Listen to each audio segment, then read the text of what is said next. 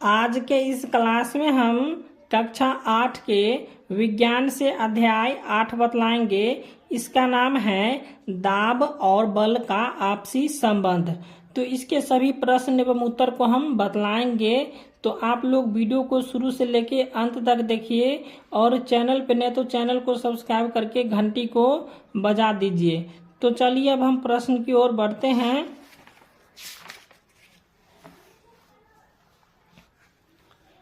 तो यहाँ पे देख लीजिए, पहला प्रश्न है निम्नलिखित प्रश्नों का उत्तर एक शब्द में दीजिए। तो एक का एक में है पृथ्वी द्वारा सभी वस्तुओं पर लगाया गया आकर्षण बल हो जाएगा गुरुत्वाकर्षण बल।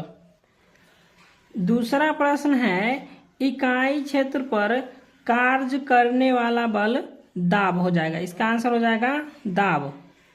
उसके बाद 3 में है तरल द्वारा ऊपर मुखी दाब हो जाएगा उत्प्लावक बल हो जाएगा।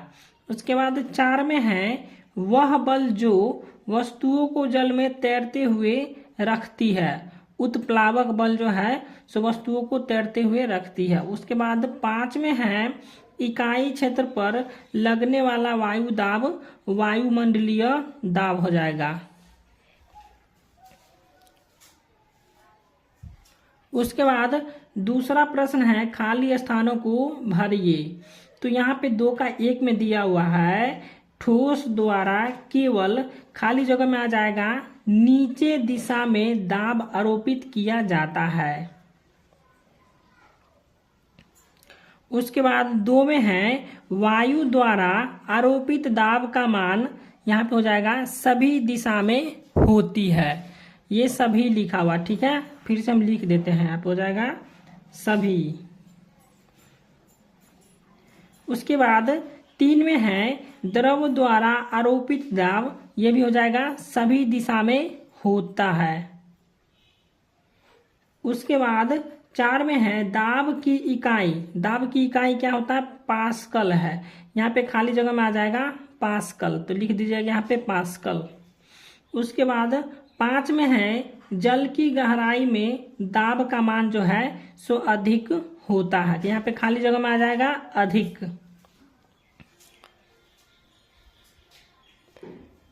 उसके बाद तीसरा प्रश्न है 3 का 1 में कि ठोसों द्वारा दाब उसके भार के कारण होता है, तो ठोसों द्वारा दाब उसके भार के कारण होता है, तो यहाँ पर सही हो जाएगा, ठीक है। उसके बाद 3 में है द्रव में गहराई के साथ दाब का मान बढ़ता है, तो ये भी सही हो जाएगा।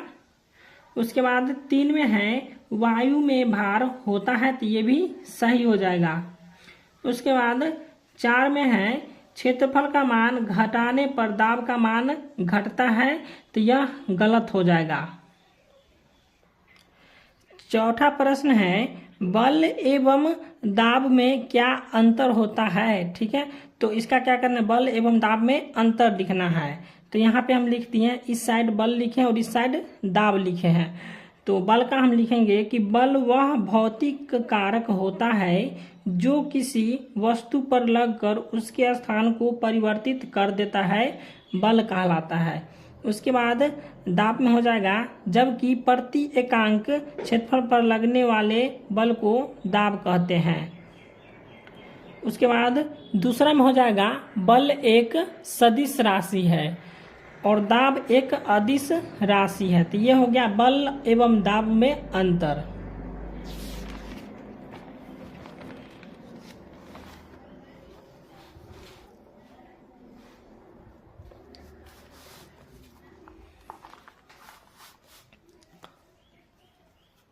पाँच नंबर प्रश्न है आप पिन को नुकीला क्यों बनाते हैं। तो इसका उत्तर हम लिखेंगे क्योंकि नुकीला बनाने से पिन के नोक का क्षेत्रफल कम हो जाता है और जिससे दाब अधिक लगता है और यह आसानी से कहीं भी प्रवेश कर जाता है, ठीक है।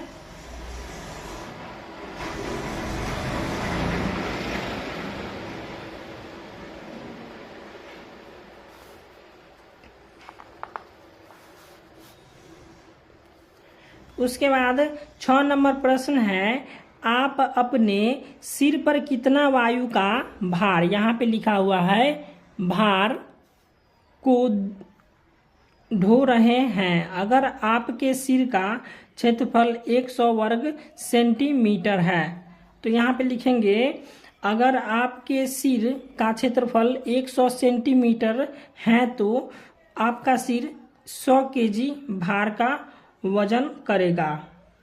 ठीक है।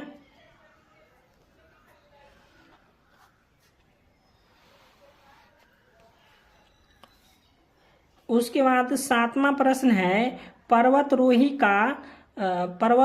को पर्वत के ऊपर चढ़ने में सांस लेने में कठिनाइयों का सामना क्यों करना पड़ता है। तो इसका उत्तर हम लिखेंगे क्योंकि ऊपर चढ़ने पर वायु दाब घटता है और जिससे पूरा हवा हमारे फेफड़ों में पहुंच नहीं पाता है, जिससे सांस लेने में कठिनाइयां होती है।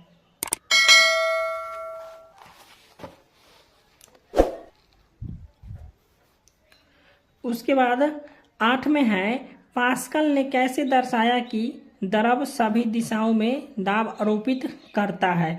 तो चलिए इसका आंसर हम बतला देते हैं कॉपी में। किताब में इसका आंसर है, देखिए ये हो गया। ठीक है, ये हो गया 8 का आंसर। ठीक, यहाँ पे देख लीजिए, यहाँ से लेके और यहाँ तक लगा लेना है, तो ये हो जाएगा 8 का आंसर।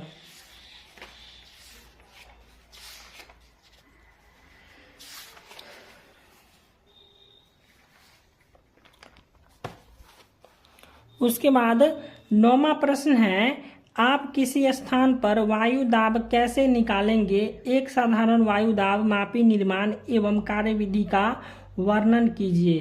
तो इसका भी आंसर किताब में है, इसको बतला देते हैं हम।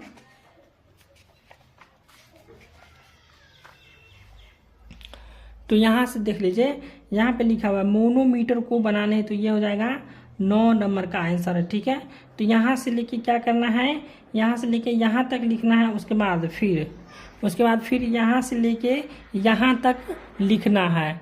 ठीक है, और उसके बाद फिर और लिखना है। उसके बाद देख लीजिए, यहाँ से लेके यहाँ तक हो गया तक लिखना है। ठीक है, तो ये हो जाएगा आपका 9 नंबर प्रश्न का आंसर। ठीक है, तो वीडियो अच्छा लगा तो वीडियो को लाइक कीजिए और चैनल को सब्सक्राइब कर दीजिए।